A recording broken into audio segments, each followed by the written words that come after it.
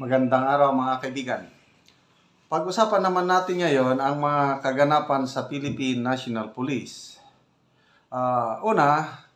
Mayroong recommendation ni DILG Secretary John Vic Remulla na posibleng magdulot ng demoralisasyon sa maraming senior officers ng PNP, specifically generals and senior colonels. Okay, dito sa headlines ng Philippine Star, DILG wants number of PNP generals trimmed from 133 to 25. So, ilagay nyo ang sarili nyo, kayo yung general ngayon o kaya senior colonel ng police. Tapos, umaasa ka na mapropromote ka rin maging general. Ito ang plano. Ang laki ng baba, ano? 133, maging 25 na lang. Anong pakiramdam mo? O diba, medyo maalarma. So, yun po. Agam-agam lang ito. Ano ang dahilan ni Secretary Remulla sa DILG? Bakit nirecommend niya ito kay Pangulong Marcos Jr.? Ano sabi niya? Top heavy. Masyadong hindi maganda ang PNP organization, sabi ng bagong DILG Secretary, dahil ang daming general na wala namang tauhan, wala namang ginagawa. Ganon po ang pananaw ni Secretary Remulla. Sabi niya, nag-usap sila ni President Marcos. We discussed the reforms needed in the PNP, but that's a 4-month process and we will brief you as it goes along. Sabi niya. So, very accepting daw o very positive si Pangulong Marcos Jr. dito sa recommendation ng bagong DILG Secretary na bawasan ang number of generals. Okay. May alam ako na medyo, kung ako inyong tanungin, wag naman 25 lang. Sobrang baba naman yun. Sa Armed Forces of the Philippines, nasa 100, more or less 100 ang generals. Ang strength po ng AFP is around 150,000. Kaya mayroong certain percentage, I think 1% lang ata ang general. So, kaya katamtaman lang sa AFP yung 100 generals, more or less. So, wala tayong problema sa AFP generals, katamtaman. Ito naman, yung 133, medyo sobra. Alin doon ang sumobra, ito rin yung napansin ni Secretary Remulla na yung tinatawag nila na Area Police Commands. Actually, sabi niya, wala silang command, wala silang mga tauhan. Bakit mag-create pa ng Area Police Commands na redundant silang walang ginagawa? I agree. Kasi yung Area Police Commands, ginaya nila sa Armed Forces of the Philippines. Merong Area Commands ng AFP. Meron tayong tinatawag na Northern Luzon Command, Southern Luzon Command, Visayas Command, Eastern Mindanao Command, and Western Mindanao Command. 5 area commands. Kailangan ito sa AFP dahil merong branches of services. May Army, may Navy, may Air Force. Mag-operate sa isang area, kailangan ng area command para integrate ang operasyon ng Army, Navy, and Air Force. Sa police, wala naman silang ganun. Wala namang 3 branches of services sa police. Isa lang. Kaya sa isang area, kung may regional director, tama na yun. Hindi na kailangan yung Area Police Commands. Kaya agree ako na bawasan ang number of generals sa PNP from 133, siguro mga 100, okay lang yun. Kailan kung gawin lang 25, hindi na maganda yan. maraming madidemoralize na mga PNP officers. Sana pag-isipan nila ng maigi ito para naman hindi kawawa ang ating mga PNP senior officers. Okay, sa isang development sa PNP, may nirelieve na dalawang major generals na medyo questionably. Ito, medyo controversial ito.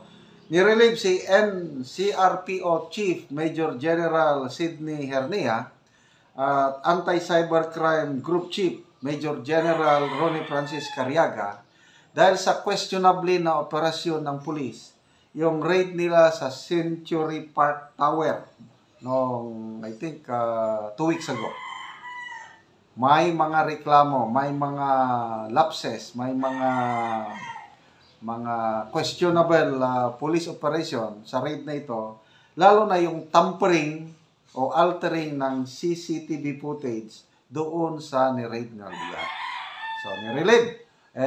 Ang balita, meron daw nagalit kasi na-pressure daw ang PNP para i-relieve yung dalawa kasi, I don't know, kung malakas sa powers that be yung may-ari ng ni-raid na mga units. Kaya, ayun. Okay, pakinggan natin ang balitang ito. Sa UNTV, nag-explain ang PNP spokesperson, General Jane Fajardo. For the record, the PNP will not succumb to any pressure po. Ang PNP leadership po decided to relieve administratively the two senior officers, particularly the RD and CRPO, and Director ACG, again, to give way to an impartial investigation. Walang pressure na natatanggap ang Philippine National Police para alisin sa pwesto ang dalawang mataas na opisyal ng pambansang pulisya na nanguna sa raid sa Century Peak Tower noong October 29. Paliwanag ni PNP Public Information Office Chief, Police Brigadier General Jean Fajardo, isinailalim sa administrative relief sina National Capital Region Police Office Director, Police Major General Sidney Hernia at Anti-Cybercrime Group Director, Police Major General Ronnie Francis Cariaga upang bigyang daan ang investigasyon kung may nangyaring kapabayaan sa isinagawang raid. We owe it to the people because a lot of accusation and allegation were propagated in different fora. So the PNP leadership deemed it necessary to subject the former RD and CRPO and the Director ACG under administrative relief to give way to the investigation.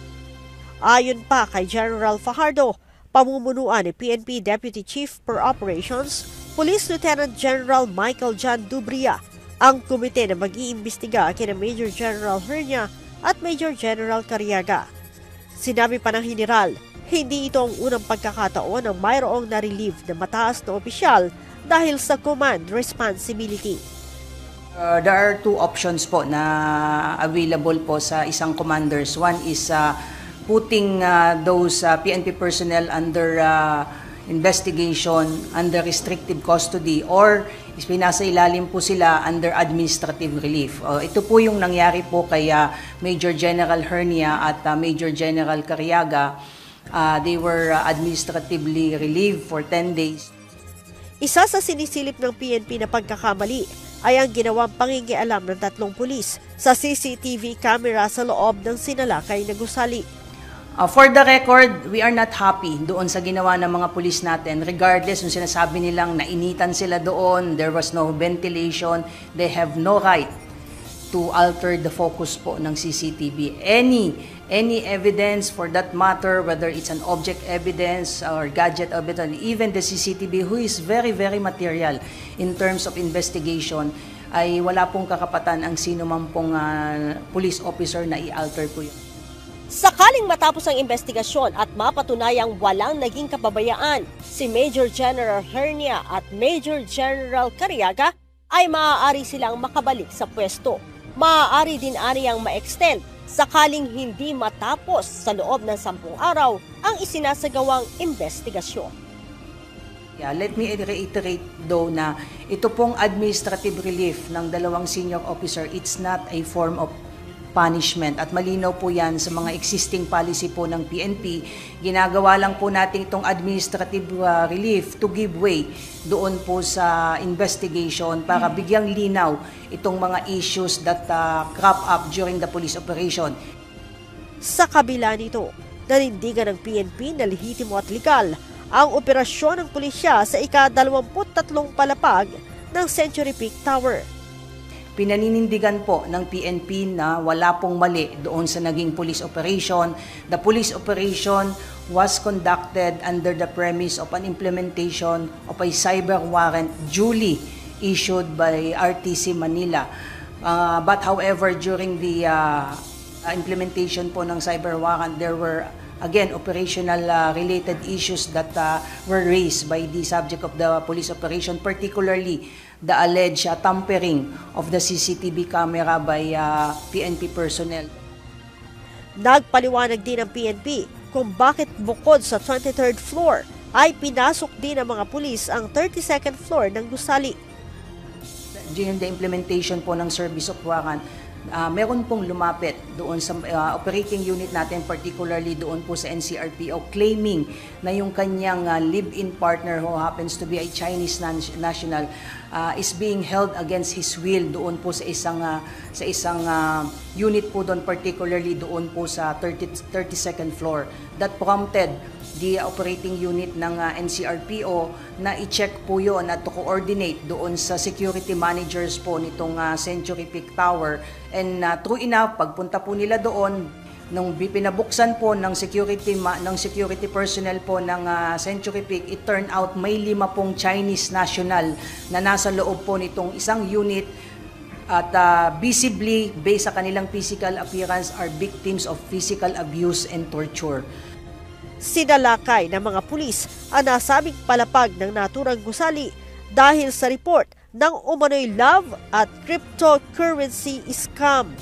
Si Major General Hernia ay pinilitan sa pwesto ni Deputy Regional Director for Administration, Brigadier General Reynaldo Tamundong, habang si Major General Cariaga naman ay pinalitan ni Deputy Chief for Administration, Police Colonel Vina Guzman.